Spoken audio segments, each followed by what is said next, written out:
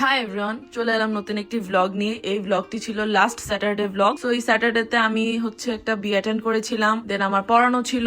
So সবকিছু মিলিয়ে খুবই একটা বিজি ডে ছিল। তার মধ্যে বৃষ্টি ছিল প্রচুর, তোমরা তো জানোই যারা উত্তরা ছিলে। মেবি ঢাকার সব জায়গাতেই বৃষ্টি ছিল। দাওয়াতটা ছিল বেসিক্যালি দুপুরের দাওয়াত। সো আমি, আমার আম্মু আর আমার ভাই তিনজনে মিলে রেডি হয়ে বের হয়ে যাই। আব্বু বিজি থাকার কারণে যেতে পারেনি, আমার হাজব্যান্ডও বিজি ছিল, ওরা দুজনে অ্যাটেন্ড করতে পারেনি। বাট আমরা তিনজন খুবই এনজয় করেছি। অ্যাকচুয়ালি অনেক দিন পরে, বলতে গেলে অনেক মাস পরে আম্মু, আমি আর আমার ভাই তিনজনে মিলে একসাথে কোথাও গিয়েছি।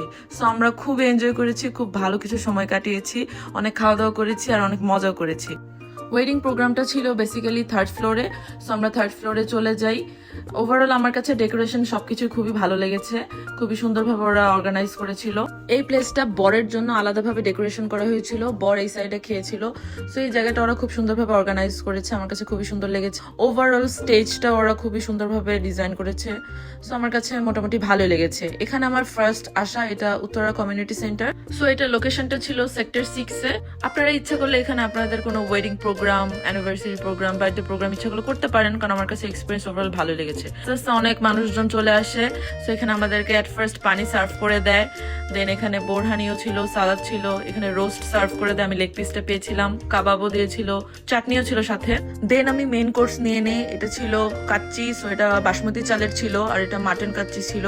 সো আমার কাছে টেস্ট খুবই মজার লেগেছে। সো এখানে আমি বোরহানি একটু ট্রাই করি। মানে আমি অনেক পরিমাণে মাটন নিয়ে নিয়েছিলাম আর মাটনটা খুবই ভালোভাবে কুক হয়েছিল আর অনেক সফটও ছিল, আর রাইসটা অনেক ঝরঝরে ছিল। আর রোস্টার কথা কি আর বলবো, রোস্টটা খুবই মজার ছিল, ভালোভাবে কুকড হয়েছিল। কাবাবটা আমার কাছে ভালোই লেগেছে, কাবাবটার টেস্টও খুব মজার ছিল। আমার ভাই তো 2টা খেয়েছিল, বাট আমি এত পারিনি, আমি একটা কাবাবই খেয়েছিলাম। ওভারঅল আমি বলবো এই কাচ্চিটা খুবই মজার ছিল।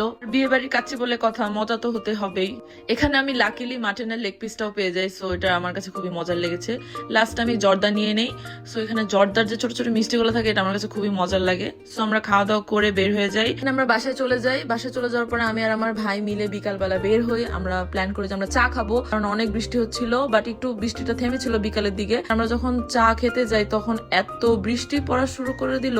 আমি এখানে রং চা নিয়ে নিয়েছিলাম আর আমার ভাই নিয়েছিল দুধ চা। দুধ চাটা মজাই ছিল, আমি একটু টেস্ট করেছিলাম, এটা গরুর দুধের চা ছিল। এরকম বৃষ্টির দিনে গরম গরম এক কাপ চা মানে একদম বেস্ট কম্বিনেশন। সো কারা কারা তোমরা এই বৃষ্টির দিনে চা খেতে পছন্দ করো তাড়াতাড়ি আমাকে কমেন্টে জানাও। অ্যাকচুয়ালি যারা চা পছন্দ করে তাদের জন্য বৃষ্টি আর গরম কিছুই না, তারা সবসময় চা পছন্দ করে।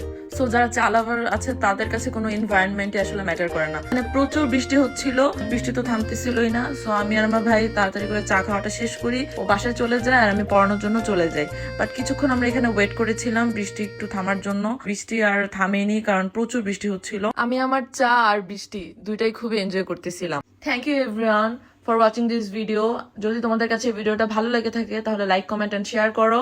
So bye bye everyone.